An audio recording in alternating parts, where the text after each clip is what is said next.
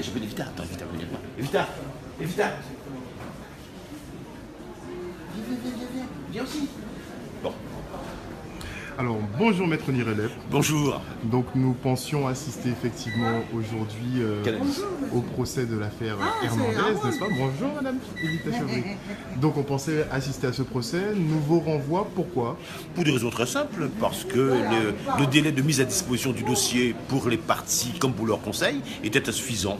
Vous avez observé que le tribunal n'a fait aucune opposition à cela. Le ministère public s'en est rapporté, lui aussi, donc voilà.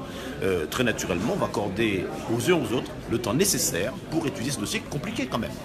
Alors, qu'est-ce qui est reproché à M. Hernandez? Ah, ça, écoutez, je laisserai ce procès vous en parler. Je pourrais mieux vous dire ce qui pourrait être reproché à Mme Sylvie et aux autres. Mais le fond du problème, il est peut-être ailleurs. Il est peut-être ailleurs, parce que vous savez qu'il y a une plainte dans cette affaire qui date de juillet 2011. 18 juillet 2011. Et le procureur de la République de Pointe-à-Pitre n'a jugé utile de saisir au service d'enquête que le 22 octobre 2015, c'est-à-dire plus de 4 ans et 2 mois plus tard. Et il y a un vrai problème. On se demande pourquoi.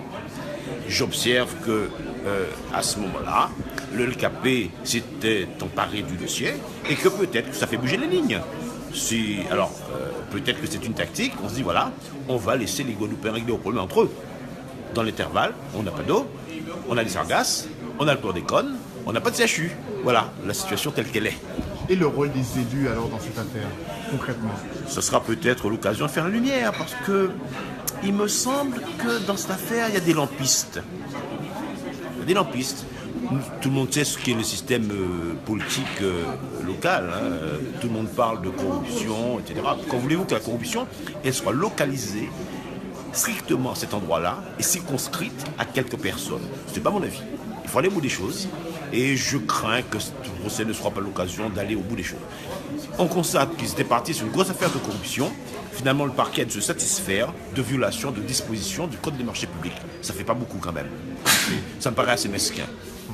Alors, le renvoi à quand? Renvoi au 24 janvier 2019. Et là, écoutez, nous allons confronter les arguments, nous verrons bien.